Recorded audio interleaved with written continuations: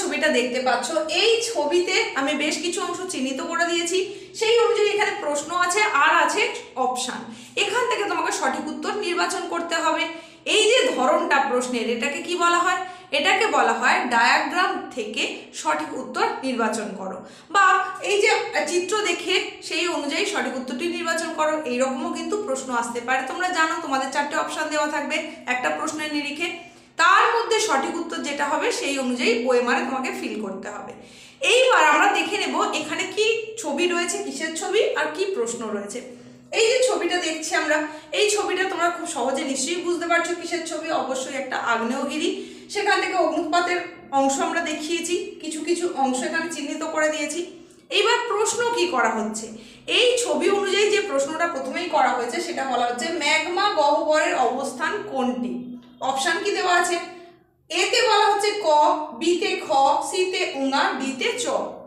তাহলে ম্যাগমা গহ্বর কোনটা হবে? আমরা এখানে যেগুলো চিহ্নিত করেছি তার মধ্যে ম্যাগমা গহ্বর ক না খ না উঙা না চ? ছবি দেখে তোমরা বোঝার চেষ্টা করো। আমি উত্তর দেওয়ার আগে তোমরা উত্তরটা দাও এবং বুঝে নাও যে উত্তরটা সঠিক দিতে পারলে কিনা। দেখো, ম্যাগমা গহ্বর মানে একদম এই অংশটা হচ্ছে আমাদের ম্যাগমা গহ্বর, যেটাকে আমরা চিহ্নিত করেছি চ বলে। তাহলে আমাদের দেওয়া যে অপশান, সেই অপশানগুলোর মধ্যে সঠিক উত্তর হবে অপশান ডি। এর কারণ এখানেই আমাদের কি রয়েছে? চ রয়েছে। তাহলে আমাদের এখানকার সঠিক উত্তর হলো ম্যাগমা গহ্বরের অবস্থান চ। ব্যাস, নেক্সট প্রশ্নে চলে যাচ্ছি। দেখো, নেক্সট প্রশ্নে এই ছবির ওপরেই একটা প্রশ্ন আমি দিয়েছি এখানে, সেটা হচ্ছে প্রধান জ্বালামুখ কোনটি। তাহলে এটা যদি আগ্নেয়গিরি হয়, এর প্রধান জ্বালামুখ কোনটি? অবশ্যই এইটা হচ্ছে প্রধান জ্বালামুখ, যেটাকে আমরা চিহ্নিত করেছি ক বলে। এইবার আমাদেরকে দেখতে হবে যে ক এটা কোন অপশানে রয়েছে। দেখো, অপশান এতেই কিন্তু আমাদের রয়েছে ক, তাহলে অপশান এ হচ্ছে আমাদের সঠিক উত্তর। নেক্সট প্রশ্নে বলা আছে কি গৌণ জ্বালামুখ কোনটি। তাহলে এটা যদি মুখ্য জ্বালামুখ বা প্রধান জ্বালামুখ হয়ে থাকে, গৌণ মানে তার পার্শ্ববর্তী এলাকায় যেটা থাকবে তার পার্শ্ববর্তী অংশে, মানে এই অংশগুলো হচ্ছে গৌণ জ্বালামুখ। তাহলে সেখানে দেখো, আমার এখানে আমি চিহ্নিত করেছি খ, গ যেখানটা চিহ্নিত করেছি এখানে কিন্তু জ্বালামুখ নেই, এইখানে গৌণ জ্বালামুখ আছে, এখানে কিন্তু কোনো কিছুই লেখা নেই। এখানেও গৌণ জ্বালামুখ আছে, আমি চিহ্নিত করিনি এগুলো। তাহলে খ চিহ্নিতকরণ করা আছে গৌণ জ্বালামুখ হিসেবে। সুতরাং আমাদের উত্তর খ সঠিক হবে, যেখানে যে অপশানে খ আছে সেটাই আমাদের সঠিক উত্তর হবে। তাহলে আমরা দেখে নিই কোথায় আছে। দেখো, অপশান বিতে আছে খ, সুতরাং এই উত্তরটা হবে আমাদের সঠিক উত্তর। তাহলে গৌণ জ্বালামুখের অবস্থান হচ্ছে খ। এই যে গুরুত্বপূর্ণ প্রশ্নগুলোর কথা তোমাদের বললাম, এই ধরনের প্রশ্নই কিন্তু তোমাদের থাকবে। বিভিন্ন রকম প্রশ্ন সেখানে থাকবে। উচ্চ মাধ্যমিক শিক্ষা সংসদের তরফ থেকে অন্তত 7 বা 8 ধরনের প্রশ্ন তোমাদের জন্য থাকবে। টোটাল 35টা প্রশ্ন থাকবে। 35টা প্রশ্নের প্রত্যেকটার মান 1 করে। এটা হয়তো তোমরা এতদিনে জেনে গেছো। তাহলে 1 নম্বর করে যে 35টা প্রশ্ন থাকবে, সেই 35টা প্রশ্নের সঠিক উত্তর তোমাকে দিতে হবে ওএমআর শিটে। ওএমআর শিট কিভাবে ফিল আপ করবে সেই সম্পর্কিত ভিডিও কিন্তু চ্যানেলে আগেই আপলোড রয়েছে, তাই সেগুলো এখনো যদি না দেখে থাকো সেই ভিডিওটা অবশ্যই দেখে নাও। আজকের ভিডিওর ডেসক্রিপশন বক্সে লিংক পেয়ে যাবে, সেখান থেকে তুমি দেখে নিতে পারো। তো এই যে গুরুত্বপূর্ণ প্রশ্নটা দেখলে, এরই মতো আর কোন কোন গুরুত্বপূর্ণ প্রশ্ন তোমাকে এই পোর্শন থেকে করতে হচ্ছে সেগুলো এবার দেখে নাও। সময় নষ্ট না করে, বাকি ক্লাসটা তো দেখবেই মনোযোগ সহকারে, তারই সঙ্গে সঙ্গে অবশ্যই হাতের কাছে খাতা পেন রাখতে হবে। যে প্রশ্নটারই গুরুত্ব বেশি সেগুলোই আমি তোমাকে বলছি, সুতরাং প্রশ্নগুলো অবশ্যই নোট ডাউন করো। আর তা না হলে ভিডিওটা এখন যেমন দেখে নিচ্ছ, তোমার টেক্সট বইটা যদি খুঁটিয়ে পড়া থাকে তবেই কিন্তু তুমি ভালো করে রপ্ত করতে পারবে।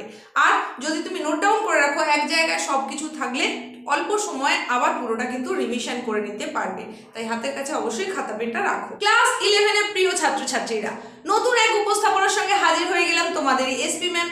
আজকের উপস্থাপনায় তোমাদের জন্য নিয়ে চলে এসেছি তোমাদের ভূগোল বিষয়ের 3য় ইউনিট বা 3য় অধ্যায় যে অংশটা রয়েছে ভূমিরূপ গঠনকারী প্রক্রিয়া, সেখান থেকে গুরুত্বপূর্ণ প্রশ্নের সম্ভার নিয়ে চলে এসেছি। একেবারে হাতে গোনা বাছাই করা কিছু প্রশ্নের কথা বলবো, যেগুলো তোমার ফার্স্ট সেমিস্টারের পরীক্ষায় আসার সম্ভাবনা অত্যন্ত বেশি। বিভিন্ন স্কুলে কিন্তু এই প্রশ্নগুলোকেই প্রেফার করে থাকে। ভূমিরূপ গঠনকারী প্রক্রিয়া অংশ এই প্রশ্নগুলো তাই তোমাকে দেখতেই হচ্ছে। অত্যন্ত গুরুত্বপূর্ণ যে প্রশ্নগুলো তোমাকে করতে হবে সেটা বুঝতে গেলে মনোযোগ সহকারে সম্পূর্ণ ভিডিওটা কিন্তু তোমাকে দেখতে হচ্ছে প্রথম থেকে শেষ পর্যন্ত। আর বাছাই করা নিয়ে আসা প্রশ্নগুলো প্রয়োজনে কিন্তু নোট ডাউন করতে হচ্ছে। সময় নষ্ট না করে আমরা প্রশ্নগুলো দেখে নিই এবং আমি যে প্রশ্নগুলো বলবো তার উত্তরের জন্য অপশনও দিয়ে দেব, তার সঙ্গে সঙ্গে উত্তরটাও কিন্তু জানিয়ে দেব। তবে তোমরা চেষ্টা করো আমি উত্তরটা বলে দেওয়ার আগেই উত্তরটা দেওয়ার, তাহলে তোমরা বুঝতে পারবে যে তোমার প্রিপারেশন কতটা কি হয়েছে, তোমার টেক্সট বই খুঁটিয়ে পড়াটা কতটা সার্থক হয়েছে, তুমি কতগুলোর উত্তর দিতে পারলে।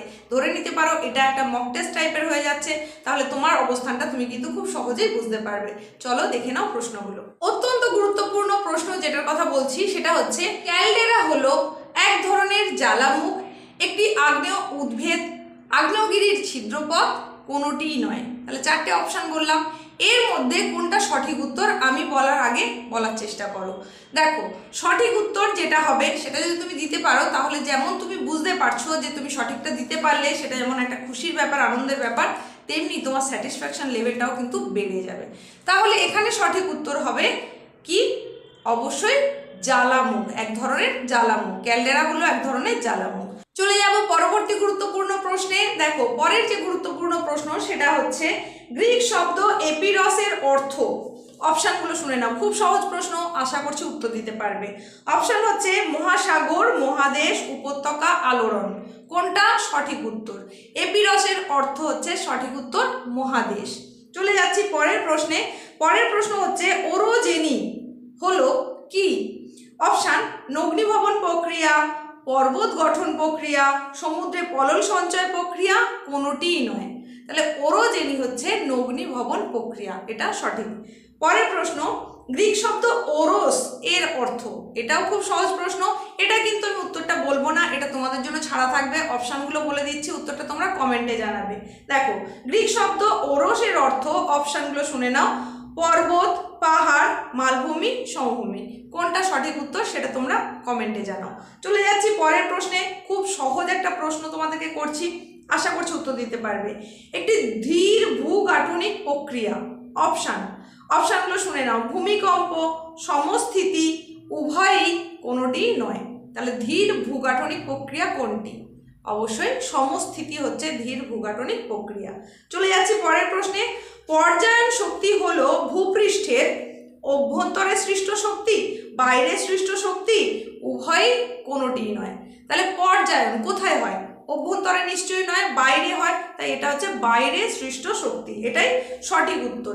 এই রকমই গুরুত্বপূর্ণ বাকি যে প্রশ্নগুলোর কথা বলবো সেটাও একটু মন দিয়ে শুনে নাও, উত্তরটা আমি বলার আগে অবশ্যই দেওয়ার চেষ্টা করো। পরের প্রশ্ন, পৃথিবীর অধিকাংশ আগ্নেয়গিরি যে প্রকৃতির বা যে ধরনের, সেটা কি ধরন? অপশানগুলো হচ্ছে অবিরাম আগ্নেয়গিরি, সবিরাম আগ্নেয়গিরি, মৃত আগ্নেয়গিরি, সুপ্ত আগ্নেয়গিরি। এটাও কিন্তু খুব সহজ প্রশ্ন, এগুলো তোমরা নিচু ক্লাসেও পড়ে চলে এসেছো। এর উত্তরটাও তাই তোমাদের কাছ থেকেই আমি চাই তোমরা কমেন্টে দাও। তাহলে পৃথিবীর অধিকাংশ আগ্নেয়গিরি কি প্রকৃতির? সঠিক উত্তরটা কমেন্টে জানাও। চলে যাচ্ছি পরের প্রশ্নে। পৃথিবীর বৃহত্তম সক্রিয় আগ্নেয়গিরি হলো, অপশান অ্যাকনকাগুয়া, মায়েন, ফুজিয়ামা, মৌনালয়া। এর মধ্যে সঠিক উত্তর অবশ্যই মৌনালয়া, এটাও তোমরা অনেক আগেই পড়ে চলে এসেছো। তাহলে পৃথিবীর বৃহত্তম সক্রিয় আগ্নেয়গিরি মৌনালয়া। নেক্সট প্রশ্নে চলে যাচ্ছি, মেক্সিকোর পোপোক্যাটিপেটল কোন ধরনের আগ্নেয়গিরি? অপশান অবিরাম, সবিরাম, সুপ্ত, মৃত। মেক্সিকোর পোপোক্যাটিপেটাল এটা হচ্ছে সুপ্ত আগ্নেয়গিরির উদাহরণ।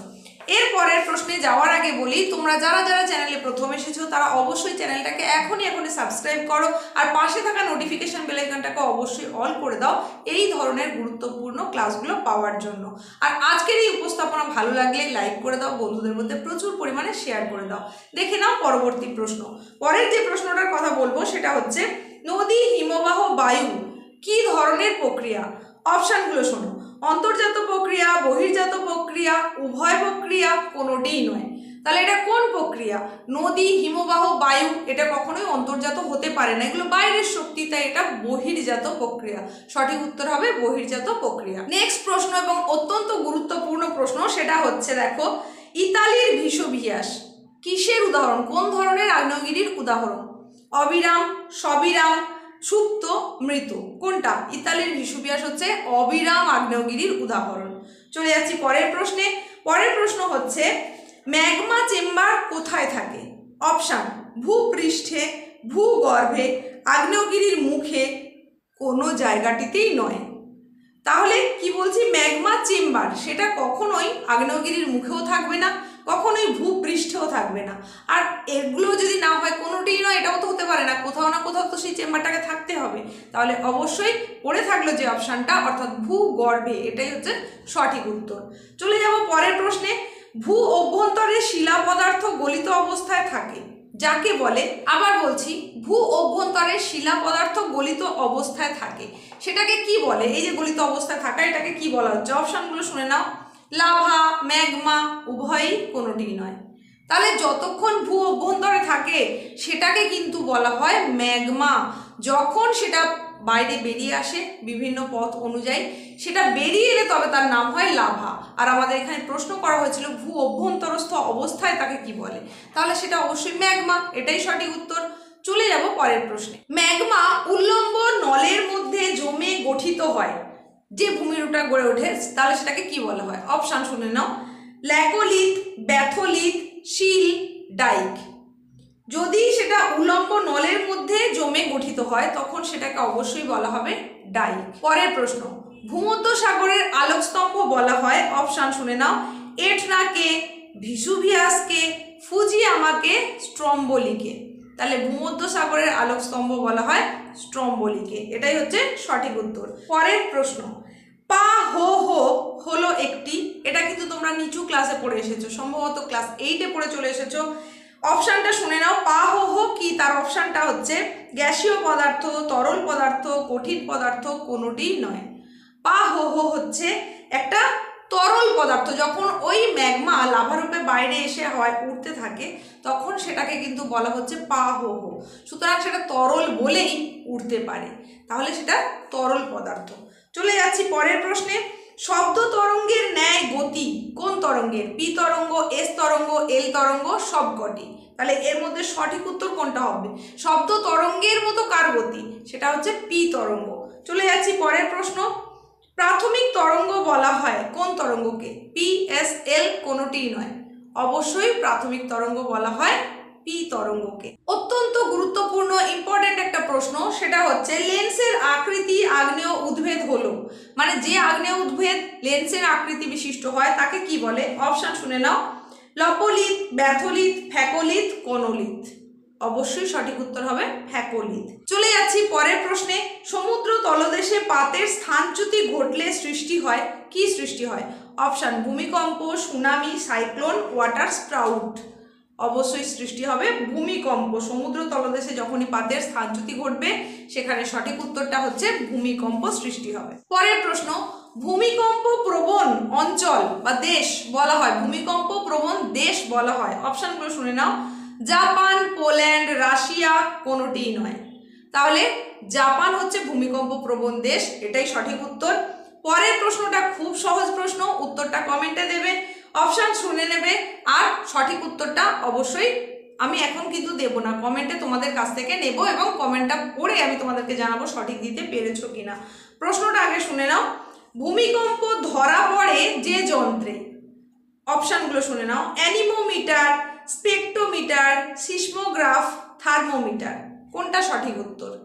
আজকের এই যে উপস্থাপনায় তোমরা এতগুলো প্রশ্ন শুনছো, এর প্রত্যেকটাই কিন্তু মোস্ট ইম্পর্টেন্ট প্রশ্ন, তাই গুরুত্বের নিরিখে বেছে নিয়ে আসা প্রশ্নগুলো আশা করছি মনোযোগ সহকারেই তুমি শুনেছো। এর মধ্যে থেকেই আশা করছি তুমি প্রশ্ন কমন পেয়ে যাবে। তো এই রকমই গুরুত্বপূর্ণ ক্লাস পেতে কিন্তু নিয়মিত তোমাকে চ্যানেলে চোখ রাখতে হবে।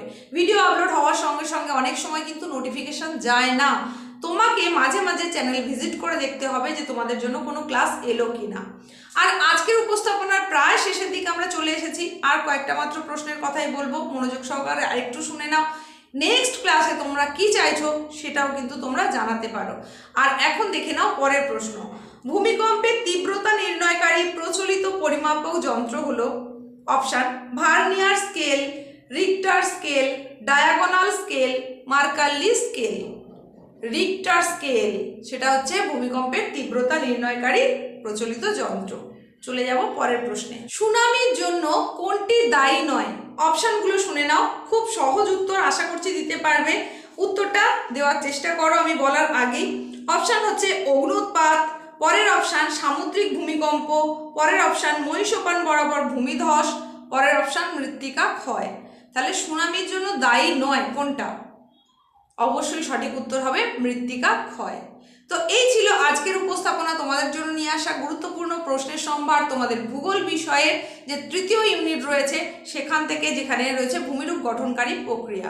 নেক্সট ক্লাসে পরবর্তী অধ্যায় থেকে গুরুত্বপূর্ণ প্রশ্ন অবশ্যই নিয়ে চলে আসবো। ততক্ষণ পর্যন্ত চ্যানেলের সঙ্গে থাকো, পাশে থাকো, নিয়মিত দেখতে থাকো।